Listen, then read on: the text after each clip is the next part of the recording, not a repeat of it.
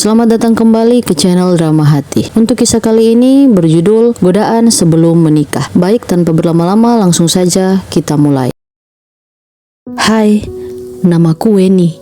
Umurku baru 23 tahun. Masih single, tapi insya Allah 3 bulan lagi akan segera menikah. Saat ini aku bekerja di salah satu BUMN terkemuka di kota calon suamiku. Sudah 6 bulan aku dimutasi ke kota ini, dan sementara ini aku tinggal di rumah calon suamiku bersama calon mertuaku. Ya, kami memang tinggal serumah, tapi jangan pikir macam-macam dulu ya. Ini hasil kesepakatan orang tua kami juga, karena aku belum pernah tinggal jauh dari orang tua, jadi mereka khawatir kalau aku tinggal sendirian. Sekalian melatih keakrabanku dengan calon mertua yang alhamdulillah baiknya minta ampun. Hubunganku dengan calon suamiku selama ini berjalan harmonis. Oh iya, perkenalkan, namanya Andi. Kami sudah menjalin kasih semenjak kuliah, lebih dari 5 tahun. Dan selama waktu itu nyaris tidak ada pertengkaran yang berarti. Kami akan mengalah atau diam sampai kemarahan salah satu dari kami meredah. Benar-benar couple goals yang sempurna. Seperti biasa, pagi ini aku bersiap-siap hendak berangkat ke kantor. Begitu keluar kamar, aku bertemu Mas Andi yang ternyata juga sudah rapi, siap-siap mau menuju lokasi proyeknya. Dia bekerja sebagai tenaga teknis di salah satu perusahaan swasta di kota ini juga. Hari ini cantik bener, Dek. Tumben itu bulu mata lentik banget, bibirnya juga merah. Biasanya make up kamu kan tipis. Celetuk Mas Andi sambil menatapku. Ah, ini. Duh, peka banget sih Mas.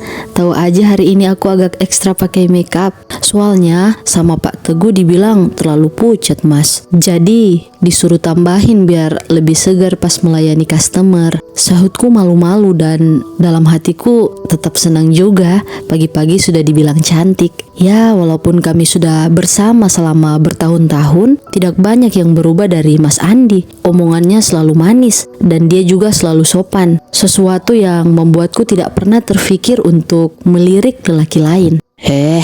Baiklah Dek, kamu hati-hati ya berangkatnya. Beneran kamu gak apa-apa bawa motor sendiri? Padahal Mas masih sempat kok nganterin kamu, tanya Mas Andi. Dia memang selalu begitu, kadang bisa overprotective. Dan Mas Andi pula dulu yang meminta ke orang tuaku supaya aku tinggal di rumahnya saja, agar bisa selalu diawasi dan dijaga. Gak apa-apa Mas, aku bisa kok. Sudah biasa sekarang, aku sudah hafal jalan ke kantor. Malah aku tahu jalan tikus loh. Pas kemarin menghindari razia gara-gara tasku ketinggalan di kantor. Jawabku menenangkannya sambil setengah bercanda. Akhirnya aku pun berangkat ke kantor dengan motor yang baru saja ku beli. Aku beli motor itu sendiri bulan lalu. Ada perasaan bangga karena sudah bisa membeli sendiri barang yang kubutuhkan. Cukup bahagia karena motor ini ku beli tunai dengan uang gaji yang setiap bulan ku tabung. Karena memang pengeluaranku tidak banyak. Untuk rumah aku tidak perlu membayar. Begitupun dengan makanan, biasanya sudah dibelikan Mas Andi. Paling-paling aku hanya perlu menyisihkan untuk makan siang, keperluan pribadi, dan untuk mengirim secukupnya ke orang tuaku setiap bulan. Sesampainya di kantor, aku segera menuju meja kerjaku, membersihkannya sebelum jam layanan buka. Aku bertugas sebagai customer service. Oh iya, Pak Teguh yang sempat kusinggung pagi tadi adalah atasan langsungku, supervisorku. Pagi Wen, nah gitu dong, mukanya cerah ada warnanya, kan makin cantik. Sapa Pak Teguh sambil duduk di depan meja kerjaku. Pagi juga Pak, duh dipuji pagi-pagi, saya lagi gak ada uang buat mentraktir bapak ini, jawabku sambil berkelakar. Pak Teguh ini memang orangnya ramah, tapi kalau urusan kerja, dia sangat ambisius. Performanya juga sangat baik. Umurnya cuma terpaut 7 tahun denganku, tapi jabatannya sudah bagus. Dengar-dengar dia juga akan dipromosikan jadi manajer di salah satu cabang. Nggak usah ditraktir, saya duduk di sini saja. Bisa memandangi kamu lama-lama, saya sudah seneng. Jawabnya sambil terus tersenyum dan menatapku. Ya, akhir-akhir ini ada yang berubah dengan bapak ini. Sejak dia tahu kalau aku mau menikah beberapa bulan lagi, perhatiannya padaku menjadi lebih intens. Kadang aku bisa jengkel juga. Cuma kondisi pekerjaan yang mengharuskanku harus berkoordinasi dengannya, membuatku tidak bisa menghindar. Pak Teguh ini secara penampilan tidak buruk, sangat lumayan malah, karena memang tempatku bekerja mengharuskan kami merawat diri agar enak dipandang saat melayani customer. Dia memang seorang yang perfeksionis, jadi tidak heran penampilannya pun sangat dia perhatikan. Tapi bagiku semua itu biasa saja. Bukan hal baru bagiku dikelilingi para pria-pria tampan. Karena sejak masih sekolah, aku pun mengikuti kegiatan seni tari dan modeling walaupun hanya sekedar hobi. Saat jam istirahat siang, seperti biasa aku meminta tolong OB untuk membelikan makanan. Aku memang malas keluar. Waktu istirahat biasanya hanya kuhabiskan untuk makan, sholat, dan memainkan gawaiku sambil menunggu jam kerjaku dimulai lagi. Lagi nunggu makan, Wen. Sebuah sapaan menyadarkanku dari lamunan. Sambil menoleh, aku mencari asal suara itu. Ternyata Pak Teguh sudah berdiri di depan pintu. Tak lama, dia masuk dan duduk di depan meja pantry, tepat di depanku. Ah, Bapak, tumben istirahat jam segini. Bukannya Bapak biasanya jam 1 nanti setelah Pak Agus? Tanyaku agak penasaran, karena memang supervisor di kantorku ada 2, Pak Agus dan Pak Teguh. Dan seperti kami, mereka pun beristirahat secara bergantian agar petugas layanan tidak sampai kosong. Saya jenuh. Kalau jam 1 biasanya saya makan sendirian karena Anita temanmu yang biasanya istirahat makan sama-sama, kan sekarang dia sudah dijemput suaminya, mereka sudah nikah. Jadi saya minta tukaran sama Pak Agus.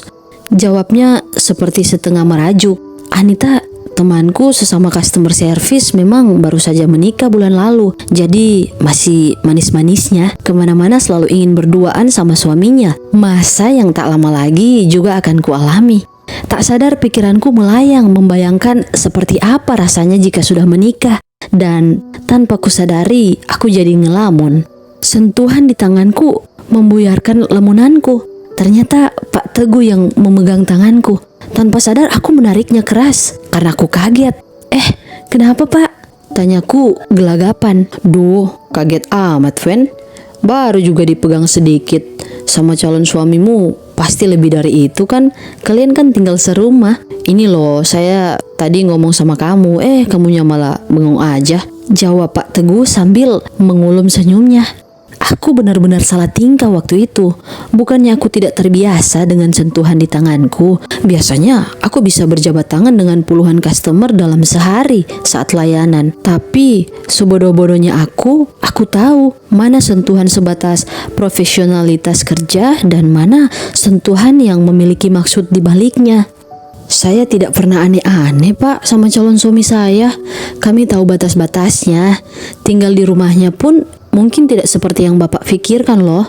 Karena di rumah kami tidak hanya berdua, ada ibunya dan juga ayahnya yang saat ini sedang sakit stroke. Ku coba menjelaskan agar tidak ada salah paham di sini. Salah besar kalau dia menganggapku sudah rusak hanya karena aku tinggal bersama di rumah calon suamiku.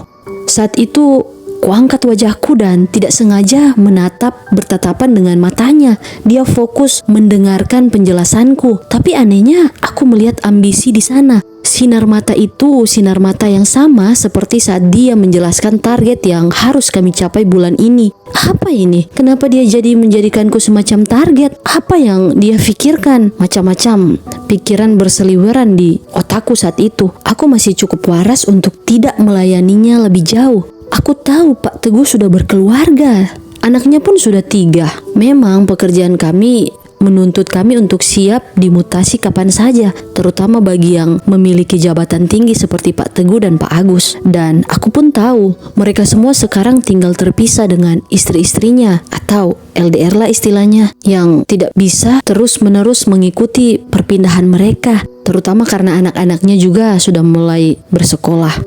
Tak lama, OB yang ku minta tolong membelikan makanan datang, dan itu cukup untuk mengalihkan perhatianku dari Pak Teguh. Secara halus, aku meminta Pak Danu, nama OB di kantorku, untuk menemaniku mengobrol.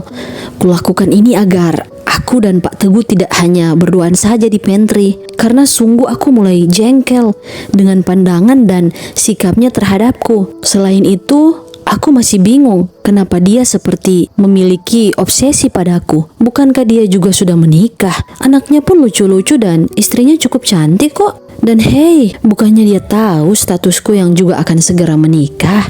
Keesokan harinya, kebetulan adalah hari Sabtu. Setelah tadi diajak sholat subuh sama calon ibu mertuaku ke masjid sebelah rumah, aku memutuskan untuk istirahat begitu kembali, memanfaatkan waktu libur untuk beristirahat total. Karena pekerjaanku cukup melelahkan sampai kadang aku tak sempat melihat matahari sore. Selalu saat pulang, kegelapan malam sudah menghampiri. Baru saja aku menarik selimut, HP-ku berdering dan kutatap nama Pak Teguh di sana. "Halo, assalamualaikum," sahutku ragu saat mengangkat telepon. "Waalaikumsalam. Selamat pagi Weni, maaf mengganggu pagi-pagi. Saya mau minta tolong, kebetulan hari ini ada jadwal kunjungan ke salah satu klien kita, Bu Sinta. Kamu ingat dia salah satu klien prioritas kita dan beliau baru saja melahirkan. Saya diminta Pak Danar, manajer kita, untuk menengok sekaligus membelikan hadiah perlengkapan bayi. Nah, saya canggung sekali kalau harus membeli peralatan seperti ini. Saya boleh minta kamu temani saya?" tanya Pak Teguh di telepon. "Baiklah Pak, kalau boleh tahu kita nanti berangkat sama siapa saja Pak?" tanyaku lagi. Dalam hati, aku berharap semoga ada supir atau karyawan lain yang akan mengantar kami. Sepertinya kita hanya berdua, karena Pak Eko, supir kantor, hari ini juga ada tugas mengantarkan Pak Damar. Beliau ada rapat di cabang kota lain. Kamu tenang saja, kegiatan kamu hari ini akan saya hitung lembur kok. Nanti saya tanda tangani surat perintahnya. Oke, 1 jam lagi saya akan jemput kamu ya, jawab Pak Teguh lagi. Nadanya final yang berarti tidak ada sanggahan lagi. "Baik Pak, terima kasih," jawabku sekedarnya. Telepon ditutup, kupandangi lagi HP-ku dengan kecewa. Hilang sudah kesempatanku beristirahat hari ini. Bergegas aku bangkit dan mulai bersiap-siap. 1 jam itu tidak lama, pikirku. Setelah memakai baju dan membumbuhkan sedikit riasan di wajahku, aku keluar dari kamarku menuju ruang keluarga. Sudah ada calon ibu mertuaku di sana. Beliau sedang mengajari anak-anak komplek untuk mengaji. Perlahan aku duduk di sebelahnya, menunggunya selesai menuntun anak-anak itu untuk menulis huruf hijaiyah. Kemudian dia menoleh dan tersenyum. "Kenapa, Wen? Bukannya biasa kalau Sabtu kamu bangun agak siang? Tumben sudah rapi begini mau keluar?" tanyanya dengan lembut. Ya, calon ibu mertuaku ini memang mertua idaman. Pengertian, lembut, dan selalu ramah pada siapapun. Satu nilai plus lagi yang membuatku semakin yakin dengan pernikahanku, karena ibu mertua yang baik itu rezeki menurutku. Tidak semua orang beruntung mendapatkannya. "Iya Mak, tadi barusan bos Weni, Pak Teguh nelfon. Dia minta temanin nengok salah satu klien yang baru melahirkan, sekalian nemanin cari kado. Nanti dia jemput ke sini," jelasku padanya. Aku memanggilnya dengan sebutan emak, seperti juga panggilan anak-anaknya untuknya. Kutatap wajah teduhnya, sudah penuh kerutan. Selain karena usia, mungkin juga karena kelelahan. Sudah hampir 5 tahun ini, beliau setia merawat suaminya, calon ayah mertuaku yang lumpuh karena stroke. "Iya Wen, kamu hati-hati ya. Kalau nanti misalnya perlu dijemput, telepon saja Andi biar dia datang jemput kamu. Sekarang Andi juga lagi pergi. Tadi pagi salah satu mandornya menelpon ada sedikit masalah di proyeknya. Dia tak mau membangunkanmu, jadi dia minta emak sampaikan," sahut emak panjang lebar sambil menjelaskan padaku. Tak lama terdengar bunyi mobil berhenti di halaman. Kulihat Pak Teguh keluar dari mobil dan menuju pintu rumah. Terdengar ketukan kecil dan sapaan salam. Setelah berpamitan dan mencium tangan emak, aku pun bergegas keluar. Agak menyeringit aku perhatikan penampilan Pak Teguh pagi ini. Agak aneh, terlihat sangat kasual dan dia jadi terlihat jauh lebih muda dari usianya. Mungkin karena aku biasa melihatnya dalam setelan kantor yang resmi, jadi penampilannya pagi ini mau tidak mau membuatku sedikit kagum. Dia memang lumayan mempesona, ya seperti itulah adanya. Cepat-cepat ku tepis pikiran itu. "Ih, apaan kau ini? Tundukkan pandanganmu itu suami orang." Lantang suara dalam hatiku berbicara. "Assalamualaikum Wen, sudah siap berangkat?" Sapanya dengan nada yang kuanggap terlalu manis. Matanya pun kembali menatap lurus mataku, membuatku sedikit jengah dan memutuskan menunduk, pura-pura memperbaiki tali tasku. "Waalaikumsalam Pak, sudah siap. Ayo kita berangkat, Pak. Jawabku dengan nada yang kubuat sebisa mungkin. Mobil meluncur ke salah satu mal terbesar di kota ini. Beliau memutuskan untuk mencari hadiah yang terbaik di toko yang hanya menyediakan perlengkapan bayi bermerek terkenal. Kumaklumi karena Bu Sinta memang klien yang cukup penting. Tak lama kami sampai dan segera masuk ke dalam toko. Aku terhanyut di antara baju-baju anak yang sungguh mengemaskan itu, sambil membayangkan akan seperti apa antusiasku nanti saat telah tiba untuk mencari keperluan calon bayiku sendiri. Tak sadar, aku berjalan meninggalkan Pak Teguh di belakangku, sampai tepukan Mbak Pramuniaga di belakangku mengagetkanku. Bu, itu dari tadi dipanggil suaminya.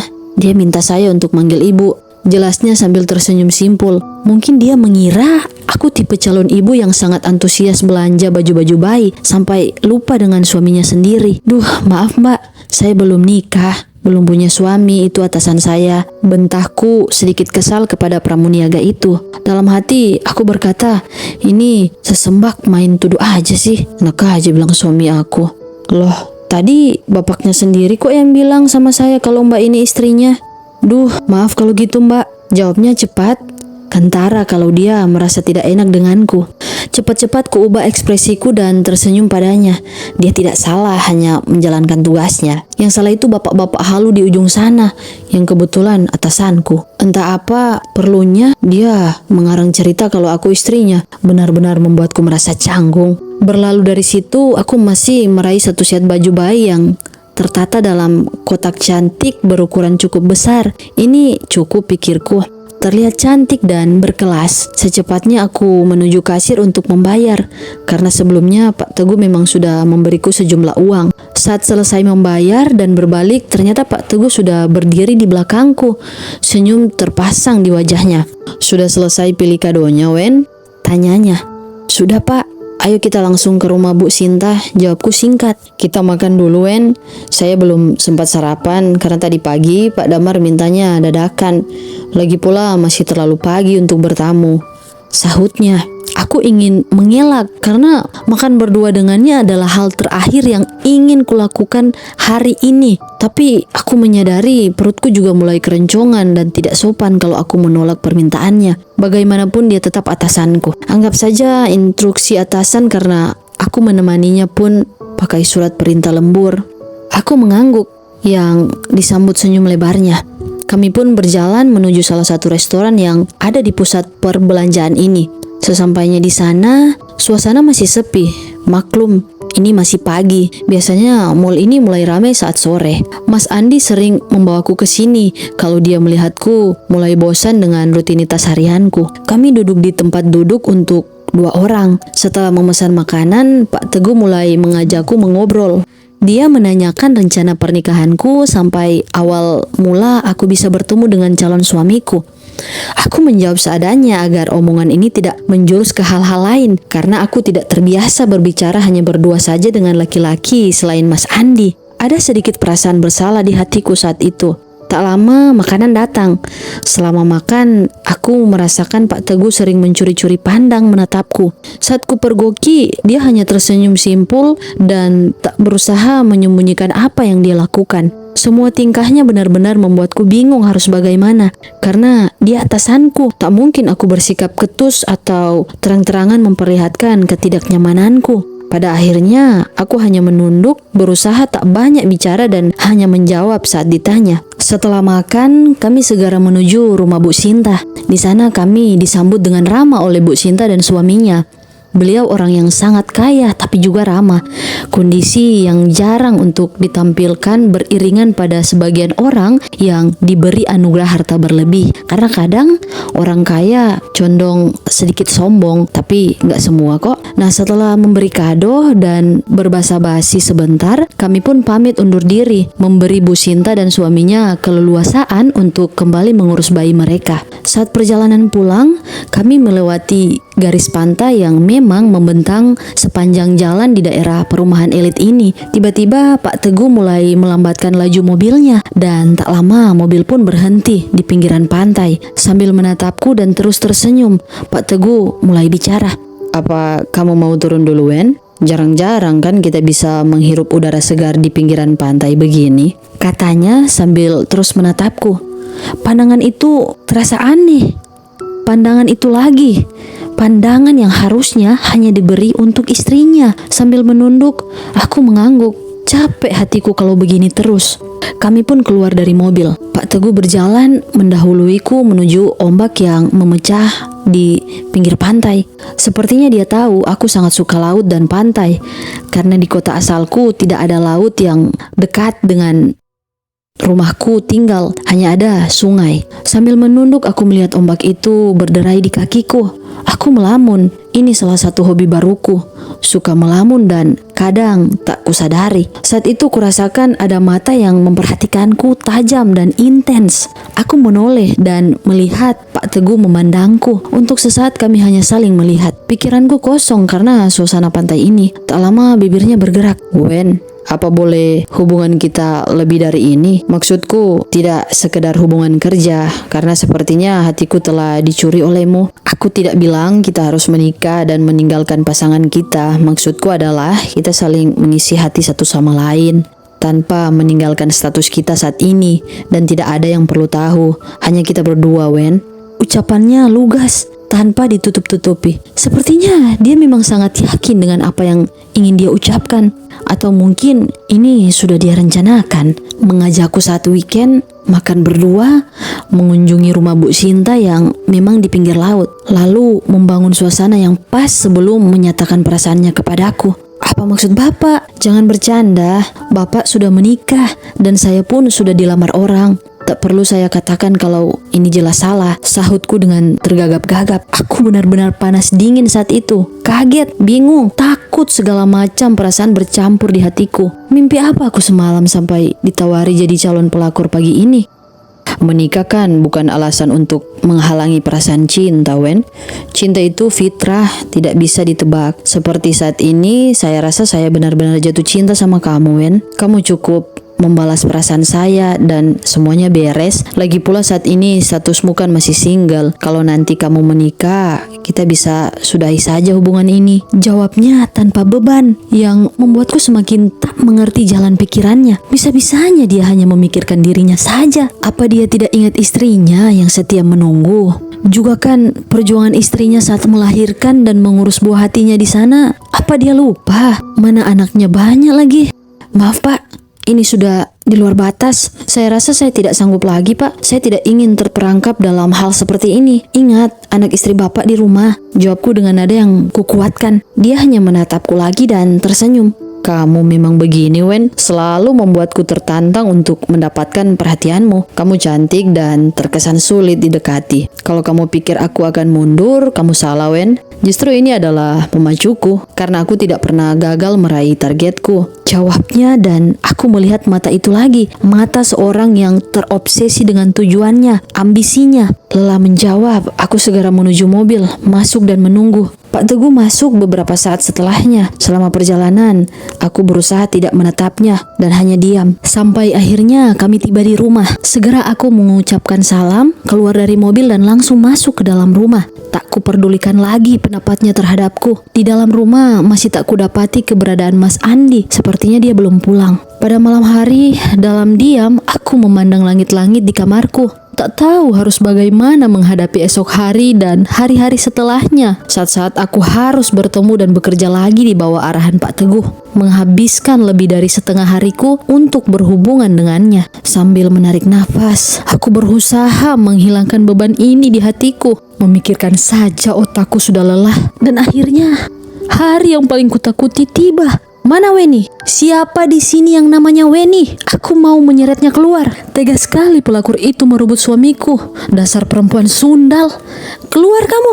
Teriakan itu mengagetkanku yang sedang menuntun customer di depanku untuk mengisi aplikasi. Tiba-tiba wanita pemilik asal suara itu sudah muncul di tengah-tengah hiruk-pikuk customer yang memadati area layanan di kantorku. Matanya bersimbah air mata, merah menahan amukannya. Sebelah tangannya menggenggam tangan balita yang baru berusia sekitar 3 tahun. Sementara sebelahnya lagi menahan gendongan seorang anak yang kulihat masih bayi. Tapi masih ada tangan kecil lain di sana.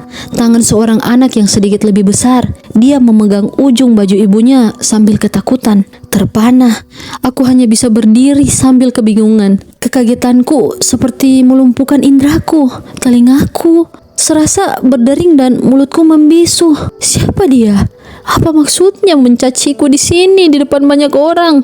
Dalam kekalutan pikiranku mulai berputar-putar. Tak lama, dia merangsek maju menujuku. Serasa aku merasakan rasa takut yang menguasaiku dan tak kusadari aku berjalan mundur. Mulutku terkunci rapat-rapat. Kamu orangnya? Perempuan lacur yang merayu atasanmu, suamiku. Mas Teguh, tega kamu? Lihat anak-anak ini. Kamu ingin membiarkan mereka hidup tanpa ayah? Di mana hatimu, ha? Amukannya membabi buta terhadapku. Dalam kekacauan itu, kulihat Pak Teguh datang dan menariknya, dibantu oleh 2 orang satpam. Tapi sekuat tenaga dia berhasil lolos dan langsung berlari ke arahku. Aku terperangah. Wanita itu berhasil menarik tanganku.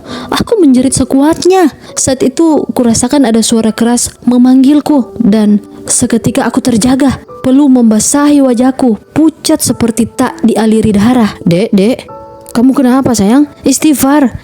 Kamu hanya mimpi buruk sayang. Suara Mas Andi terdengar kalut dan cemas. Lamat-lamat ku tatap wajah Mas Andi. Di depanku kulihat pula ada emaknya yang berdiri di belakangnya. Astagfirullahaladzim, ya Allah, suaraku dalam hati. Lama aku hanya tersandar di bantalku. Mataku masih berkunang-kunang. Kesadaranku belum sepenuhnya kembali. Mimpi itu terasa begitu nyata. Bergidik aku membayangkan mata nyalang dan tangan dingin Bu Teguh yang menarik tanganku. Emak datang dan duduk di samping tempat tidurku. Tangannya mengelus rambutku lembut. Sentuhannya menguatkanku. Emak tadi ingin mengajakmu sholat subuh berjamaah, nak. Sampai emak lihat kamu bergerak sangat gelisah dalam tidurmu. Akhirnya emak panggil Mas Andi dan dia masuk saat kamu mulai menjerit tadi. Emak berkata kepadaku dengan penuh perhatian, "Weni gak apa-apa, mak. Hanya mimpi buruk. Ayo kita jamaah, mak," sahutku menenangkannya. Air wudhu adalah yang benar-benar kubutuhkan saat ini, membasuh jiwaku yang gelisah. Saat sholat, lama aku berdoa dalam sujudku, meminta Sang Khalik yang maha mendengar berkenan menolongku. Hambanya yang lemah yang saat ini sungguh merasa bimbang. Hanya kepadanya aku berharap dan hanya kepadanya lah aku meminta pertolongan. Selanjutnya, aku tiba di kantor sedikit lebih cepat pagi ini karena setelah sholat subuh tadi tidak banyak yang kulakukan. Bahkan untuk sarapan pun aku tidak berselera. Suasana di kantor masih hening. Hanya Mas Danu, OB di kantorku yang terlihat sedang mengelap meja di bagian depan kantor. Tak lama, Anita teman sebelah mejaku datang dan langsung duduk di mejanya. Entah kenapa tiba-tiba aku ingin mengajaknya bicara karena aku teringat sesuatu yang menggelitik perasaanku. "Nit, aku mau tanya sama kamu. Tapi kamu jangan marah boleh?" Tanyaku pelan. Aku menoleh ke sekeliling. Masih aman. Cuma ada kami berdua di ruangan ini. "Yah, tanya aja." "Apaan emang? Kayaknya serius amat," jawab Anita ringan. Dia masih merapikan mejanya sambil bercermin.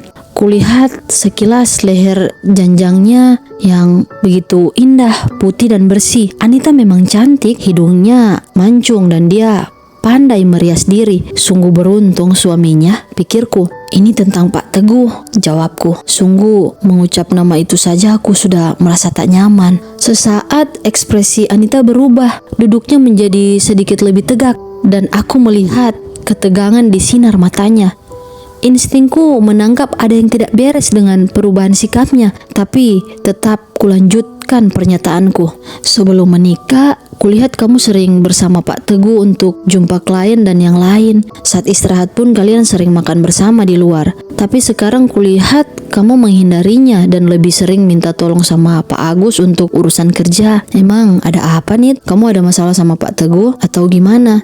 Tanyaku penasaran. Aku perlu tahu hal ini karena aku pikir kalau Anita memang bermasalah dengannya maka itu akan menyulitkanku. Mau tidak mau bisa-bisa nanti aku yang terus-terusan menemaninya dan aku tidak mau itu terjadi. Anita menatapku lama. Dia seperti menimbang-nimbang ingin mengatakan apa. Tapi Anita tahu aku bukan orang yang ember dan suka ngomongin orang di belakang. Buktinya selama setengah tahun kami bekerja bersama aku tak pernah menggibah tentang orang lain dengannya. Sambil menarik nafas, dia mulai berbicara. Sepertinya sudah lama dia menyimpan beban ini sendiri. Dulu kami memang dekat, Wen. Pak Teguh perhatian dan ramah. Siapa yang tidak suka punya atasan seperti itu? Sampai pada hari itu aku berbicara dengannya bahwa aku akan menikah karena akhirnya pacarku melamarku. Tiba-tiba dia mulai berubah dan dia mulai merayuku. Anita berbicara sambil menatapku getir. Aku terpana mendengar kisahnya seperti deja vu dan melihat kisahku sendiri diceritanya. Saat Anita berbicara, aku hanya mendengarkan sampai akhirnya dia sampai di titik saat Pak Teguh ini mulai mengajak Anita ke rumahnya. Kamu waktu itu diajak ke rumahnya? Kenapa, Nita? Tanyaku heran sekaligus bingung. Saat itu dia sangat manis, Wen. Dia sering membelikanku hadiah, menjanjikan apa yang kuinginkan, bahkan memberikan penilaian kerja yang bagus untuk evaluasi tahunan, mengajakku keluar untuk makan, nonton. Aku terjebak di mulut manisnya. Sahut Anita hampir terisak. Aku diam dan menunggu dia melanjutkan. Kebetulan Mas Dedi, tunanganku saat itu sedang sibuk-sibuknya bekerja di luar kota. Kami jarang bertemu karena dia memang banyak mengambil job di mana-mana untuk menambah biaya pernikahan kami. Aku kesepian, Wen. Kau tahu, aku hanya ngekos sendiri di kota ini. Lanjutnya lagi. Lalu apa yang terjadi? Tanyaku, namun aku berhati-hati. Allah masih sayang pada aku, Wen. Sesaat setelah aku masuk ke rumah Pak Teguh, tiba-tiba Mas Dedi menelpon dan mengatakan kalau honor kerjanya sudah dibayar lunas. Dia akan segera pulang membantuku menyiapkan pernikahan kami. Mendengar suaranya, aku tersadar, Wen, betapa hina diriku yang hampir mengkhianatinya. Aku melihat air mata sudah mulai berjatuhan di pipi Anita, menimbulkan bekas kehitaman di bawah eyeliner matanya. Aku menarik nafas lega mendengarnya. Ternyata keadaan Anita tidak seburuk yang kupikirkan. Syukurlah bajingan itu tidak sempat merusaknya, sahutku dalam hati. Aku langsung keluar dan tidak berpamitan padanya, Wen. Di kantor pun aku berusaha menghindarinya sebisa aku, Wen. Sulit sebenarnya seandainya saja aku tidak membicarakan ini sama Pak Agus, dan beliau sepertinya lumayan kesal. Tahukah kamu di kalangan pejabat, Wen, ada atasan yang aroma tidak sedap. Dari kelakuan Pak Teguh ini sudah mulai tercium, utamanya pada karyawati yang mau menikah. Anita mempercepat penjelasannya karena pegawai lain sudah mulai berdatangan. Sesaat kemudian kami pun menjauh saat kulihat mobil Pak Teguh meluncur masuk ke halaman kantor. Sebelumnya tak lupa kuucapkan terima kasih pada Anita yang berbagi ceritanya. Briefing pagi akan dimulai. Kami semua berkumpul di tengah ruangan. Tak lama kulihat Pak Teguh berbisik pada Pak Damar dan langsung keluar memacu mobilnya pergi. Di tengah keheranan, Pak Damar memulai briefingnya. Selamat pagi semua. Alhamdulillah pagi ini kita kembali berkumpul dalam keadaan sehat tanpa kekurangan sesuatu apapun. Untuk informasi saja, Pak Teguh meminta izin untuk tidak ikut briefing karena pagi ini beliau menjemput istri dan anaknya di bandara. Pak Danar ini adalah manajer kami, jadi dia adalah bos dari Pak Teguh dan Pak Agus. Pak Danar menjelaskan singkat kejadian barusan. Hatiku serasa meledak mendengarnya. Alhamdulillah ya Allah, Engkau mendengarkan doa hamba. Semoga dengan kedatangan istrinya dia tidak lagi menggangguku, karena hasratnya bisa disalurkan pada istrinya. Untuk sesaat bayangan mimpiku tergambar di otakku, tapi cepat-cepat kusingkirkan. Tak ada yang perlu ditakutkan. Aku tidak salah. Yang perlu kulakukan hanya menghindar. Aku perlu bantuan untuk itu. Briefing selesai.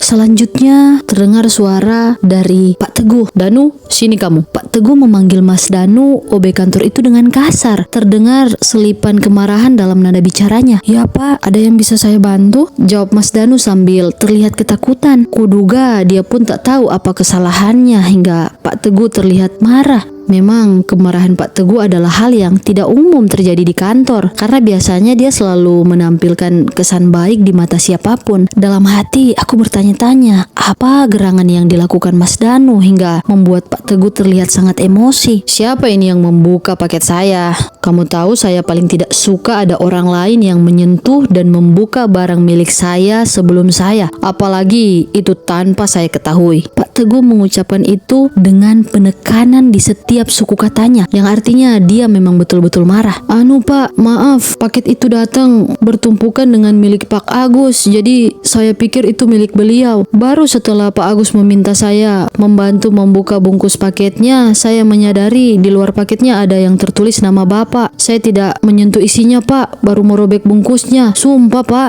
jawab Mas Danu terbata-bata. Nyali Mas Danu sepertinya benar-benar ciut saat itu. Aku lihat dia mulai pucat. Kagum juga aku melihatnya masih mampu untuk berdiri tegak. Sudahlah, maafkan dia Pak Teguh. Aku yang salah tidak melihat dulu nama penerimanya. Dia hanya menolongku membukanya. Pak Teguh saat itu menoleh dan asal suaranya dari Pak Agus yang ternyata saat itu sudah berdiri di sebelah Mas Danu. Ternyata Pak Agus dari tadi memperhatikan Mas Danu dan Pak Teguh. Pak Teguh hanya mengangguk dan sambil menatap tajam ke arah Mas Danu. Dia kembali duduk di mejanya. Masih terlihat kekesalan di wajah Pak Teguh, tapi sepertinya dia sadar kemarahannya ini menjadi objek tontonan karyawan lain. Saat kemudian dengan anggukan kecil Pak Agus meminta Mas Danu untuk berlalu dari situ. Kusadari aku juga turut andil dalam perubahan suasana hati Pak Teguh hari ini. Berkali-kali aku menghindarinya dan aku yakin dia tahu apa yang sedang kulakukan. Misalkan saat seharusnya datang meminta persetujuan supervisor untuk beberapa aplikasi customer, aku mengirim pesan melalui pesan internal di sistem kantor pada Pak Agus yang akan langsung memberikan persetujuannya otomatis tanpa aku harus mendatangi mejanya yang memang bersebelahan dengan meja Pak Teguh. Bagaimanapun, sampai sini kupikir aku cukup beruntung karena berkat pembicaraan dengan Anita, pagi itu aku bisa mengambil langkah-langkah yang kuperlukan dalam usahaku menghindarinya. Pak Agus hanya memandangku sambil sesekali tersenyum kecil saat kuutarakan masalahku padanya tadi pagi. Aku menunggu respon yang lebih signifikan darinya, tapi yang dia katakan dia hanya akan membantuku dalam urusan persetujuan aplikasi customer karena akan sangat janggal kalau dia mengambil alih semuanya. Mengingat Anita saat ini juga lebih sering berada di bawah supervisinya dibanding Pak Teguh. Tak lama berdiskusi, aku berdiri dan meminta izin untuk kembali ke mejaku. Baru beberapa langkah aku dengar Pak Agus kembali memanggilku. Wen, kesini sebentar. Ya Pak, apa tadi ada yang kurang jelas? Tanyaku penasaran sambil menghampirinya dan duduk kembali. Kalau saya jadi kamu, saya akan bicarakan ini sama Pak Danar, manajer, karena ini akan mempengaruhi efisiensi kerja kamu. Lagi pula setahu saya, beliau paling tidak suka ada skandal di bawah kepemimpinannya. Jawab Pak Agus yang sedikit lugas. Baik Pak, kalau menurut Bapak lebih baik seperti itu, nanti saya coba bicarakan ini dengan Pak Damar. Sahutku pelan. Sebenarnya aku memang sudah memiliki niatan untuk membicarakan itu sejak awal, karena tentu aku akan terlihat tidak baik jika terus-menerus menghindari Pak Teguh tanpa diketahui penyebabnya. Bisa-bisa malah performa kerjaku yang nanti terlihat menurun di mata Pak Damar. Kesempatan untuk bisa berbicara empat mata dengan Pak Damar akhirnya tiba saat aku dipanggil ke ruangannya sore ini setelah jam layanan usai. Sepertinya ada yang ingin didiskusikan denganku terkait laporan bulanan yang sedang kukerjakan. Selamat sore Pak, permisi Pak Damar, boleh saya masuk? Sore, silakan masuk Weni. Tolong tutup lagi pintunya ya, jawab Pak Damar sambil tetap mengetik di komputernya. Aku pun duduk di kursi di depannya untuk menunggu instruksi selanjutnya. Bagaimana laporanmu ini? Sudah selesai kan? Apa ada masalah? Tanya Pak Damar padaku sambil menatapku sekilas, sementara tangannya masih berkutat dengan keyboard komputer. Baik Pak, tidak ada masalah, semua sesuai yang ada di data dan balance kok. Untuk urusan pekerjaan aku memang tidak pernah mendapatkan masalah yang berarti. Baik, terima kasih Weni, sahut Pak Damar sambil tersenyum puas. Maaf Pak, apa Bapak sibuk? Boleh saya minta waktunya sebentar? Tanyaku yang sedikit gugup waktu itu. Pak Damar menatapku sesaat dan memutar posisi duduknya agar berhadapan denganku. Dia menaruh kedua tangannya dengan sikap santai di atas meja dan mulai berbicara. Tentu saja, apa yang ingin disampaikan Wen? Jawabannya dengan nada yang menggambarkan ciri khasnya. Karena memang tugas seorang pimpinan tidaklah hanya memerintah dan menuntut yang terbaik dari bawahannya, tetapi juga mendengarkan setiap masalah yang dihadapi dan mampu menuntun ke arah yang lebih baik demi kebaikan bersama. Itu pikirku. Sambil menarik nafas, aku mulai berbicara. Begini Pak, Bapak kan sudah tahu rencana pernikahan saya yang akan dilangsungkan beberapa bulan lagi. Persoalan yang ingin saya utarakan ini terkait tentang itu dan tentang Pak Teguh Pak. Aku diam sesaat untuk melihat reaksi Pak Damar. Entah apa yang beliau pikirkan, tapi menurutku ekspresinya tidak terbaca. Menguatkan hati, aku pun melanjutkan kata-kataku. Entah kenapa, setelah Pak Teguh tahu kabar tentang rencana pernikahan saya, beliau mulai mendekati saya secara tidak biasa Pak. Dan pendekatan itu sudah sampai pada titik yang tidak bisa saya tolerir lagi Pak. Saya gugup sekali waktu itu saat berbicara dengan Pak Damar. Lalu saya melanjutkan. Jadi Pak, secara sadar Pak Teguh telah mengajak saya untuk melakukan perselingkuhan Pak. Walaupun dia tahu saya sudah mau menikah dan Pak Teguh juga sudah punya istri dan anak-anak Pak. Aku memutuskan untuk mengucapkan apa yang terjadi tanpa berbelit-belit agar semuanya menjadi lebih jelas dan Pak Damar bisa mengerti. Mataku memandang lurus padanya dan menunggunya bicara. Siapa lagi yang kau beritahu tentang hal ini, Weni? Pak Damar bertanya. Tidak ada Pak, hanya Pak Damar dan Pak Agus, jawabku singkat. Baiklah Wen, saya mengerti masalahmu. Jadi kau merasa terganggu dan berniat menghindar dari Pak Teguh begitu? Tepat sekali Pak, saya merasa tidak nyaman jika harus bekerja sama dengannya. Saya tidak ingin menimbulkan skandal, terlebih saya takut ini bisa mengganggu rencana pernikahan saya Pak. Baik Wen, kamu bisa kembali, saya akan coba pikirkan solusi terbaik untuk ini. Oh iya Wen, harap pembicaraan kita ini tidak keluar dari dinding ruangan ini. Kamu bisa ngerti kan Wen? Baik Pak, saya izin keluar untuk melanjutkan pekerjaan saya, sahutku yang dibalas dengan anggukan kecil Pak Damar. Aku kembali ke mejaku. Kurasakan ada sepasang mata yang mengikutiku sejak tadi. Kuindahkan perasaan itu karena aku yakin betul siapa pemilik tatapan itu. Lalu tak lama kemudian, handphoneku berbunyi. Bunyi pesan masuk WA mengalihkan perhatianku. Kubaca nama pengirim pesan, ternyata nama orang yang nomor 1 paling menyebalkan di muka bumi ini tertera di sana. Kubaca sekilas dan mukaku langsung memerah. Mas Andi saja tidak pernah mengirimku kata-kata murahan dari novel roman picisan seperti itu. Beraninya dia. Gumamku marah. Benar-benar kurang ajar. Aku marah dalam hati. Tak kubalas pesan dari Pak Teguh karena kesal. Tiba-tiba terbelisik ide lain kepadaku. Bagaimana kalau ini semua ku screenshot saja dan ku kirimkan istrinya, biar perang dunia mulai terjadi sekalian. Mumpung istrinya di sini, bukankah lebih baik istrinya tahu kelakuan suaminya dibandingkan aku yang harus mempertaruhkan rencana pernikahanku? Jadi kacau karena obsesi gilanya ini. Kalau dia pikir aku akan diam saja seperti Anita atau mungkin mantan-mantannya di luar sana, dia telah salah mencari lawan, karena kupastikan aku tidak akan tinggal diam.